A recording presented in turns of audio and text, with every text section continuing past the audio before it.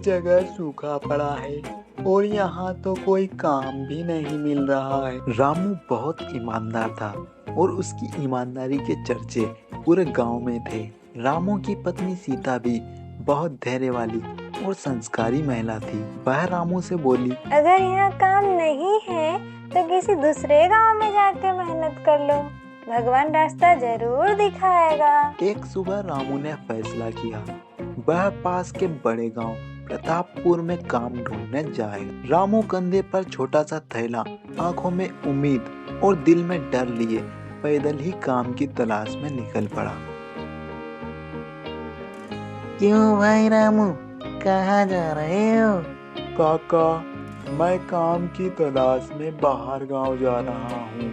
ठीक है भाई, वैसे भी अपने गांव की हालत ठीक नहीं है। वह चलते चलते प्रतापपुर गांव पहुंच गया। वहां पर रामू के पास रहने की कोई व्यवस्था नहीं थी और उसके पास कोई काम भी नहीं था। अब मैं यहाँ किससे मदद मांगू?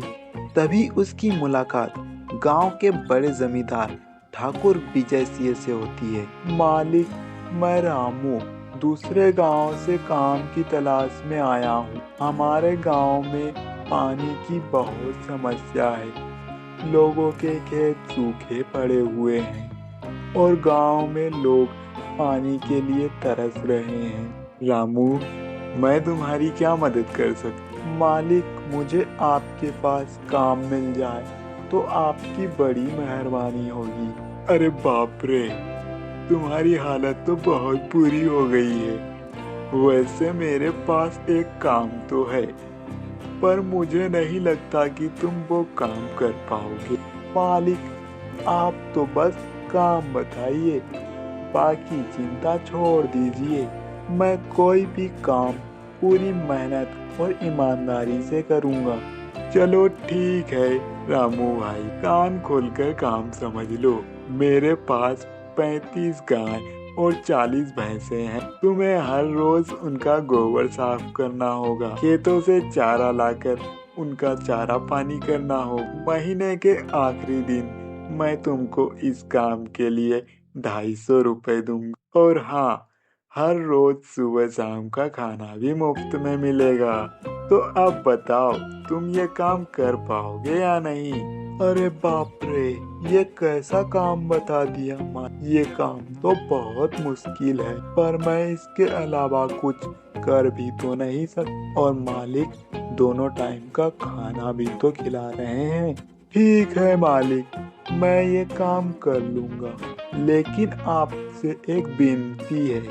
हाँ भाई रामू, बोलो क्या बात है? मालिक, मैं इस गांव में नया हूँ।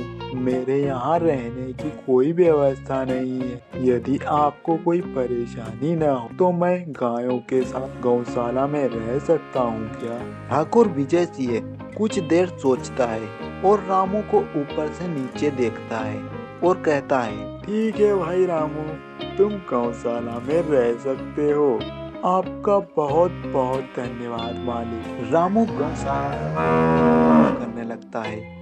वह रोज सुबह जल्दी उठकर जानवरों का गोबर साफ करता और खेत से उनके लिए चारा लाकर उनका चारा पानी भी करता। हर दिन वह अपना काम ईमानदारी और मेहनत से करता था। ठाकुर विजय सिंह को भी उसका काम बहुत पसंद आया। वह एक दिन रामू को अपने घर बुलाता है और कहता है, भाई रामू, मुझे तुम्हारा काम बहुत पसंद आया।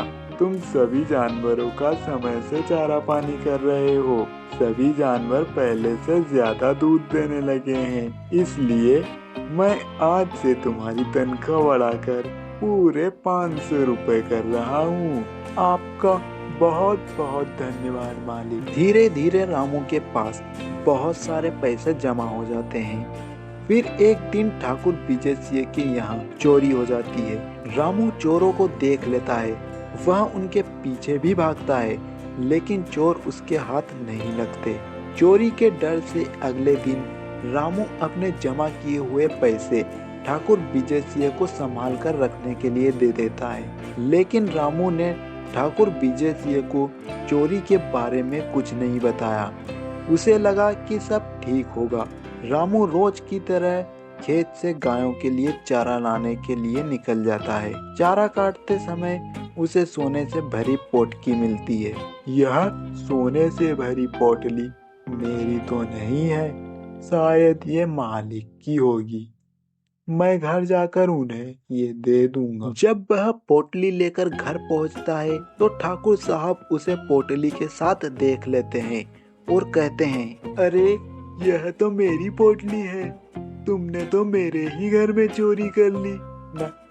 नहीं मामा मालिक, मैंने चोरी नहीं की है। सभी गांव वाले इकट्ठा हो जाते हैं और उसे मारने लगते हैं, लेकिन रामू चिल्लाता रहा, मालिक मैंने चोरी नहीं की। ठाकुर विजय सिंह उसे काम से निकाल देता है। रामू वापस अपने घर लौट जाता है और अपनी पत्नी को सारी बातें बताता है। मैं जानती हूँ तुम बहुत ईमानदार हो, तुम चोरी नहीं कर सकते, लेकिन तुम्हें अपने मालिक को सारी बात सच सच बताना था। मैं तो उन्हें सब सच सच बता देता, लेकिन उन्होंने मुझे काम से निकाल दिया और मेरे जमा किए हुए पैसे भी उन्हीं के पास है। फिर एक दिन ठाकुर विजय सिंह की मुलाकात श्याम से होती है, जो रामू के गांव में ही रहता था और विजय सिंह भी उसे अच्छी तरह पहचानते थे। ठाकुर साहब, मुझे पता चला कि रामू आपके यहाँ काम करता है, इसलिए मैं उससे मिलने ही आ रहा था। हाँ भाई, वह मेरे यहाँ काम करता था, लेकिन तुम कैसे जानते हो उसे? रामू मेरे ही गांव का आदमी है। रामू भी मेरी तरह मेहनती और ईमानदार आदमी है। श्याम की बात सुनकर ठाकुर को लगा, शायद मुझे सच्चाई का पता लगाना चाहिए। अगले दिन वह उसके गांव के लिए निकल जाता है और उसके घर पहुंच जाता है। अरे मालिक, आप यहाँ, मुझे संदेश भिजवा दिया होता, मैं आ जाता। रामू मुझे सच बताओ, उस दिन क्या हुआ था? मालिक, उस दिन मैं आपको बताना भूल गया था कि आपके घर चोर घुस गए थे। मैंने चोरों को देख लिया था और उनका पीछा भी किया, लेकिन वो मेरे हाथ नहीं लगे। शायद वो सोने से भरी पोटली उनके हाथ से गिर गई होगी और वो पोटली मुझे मिली, और उस दिन मैं आपको देने ही वाला था और आपने मुझे ही गलत समझ लिया। रामू की बात सुनकर विजय सिंह को सच्चाई समझ आ गई और वो बहुत शर्मिंदा हुआ।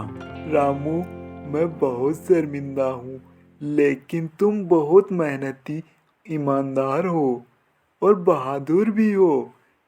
तुम ये इनाम रख लो। अंत में विजय सिंह ने रामू को वही सोने से भरी थैली इनाम में दे दी और उसकी मेहनत से जमा किए हुए पैसे भी लौटा दिए। Like, comment and subscribe.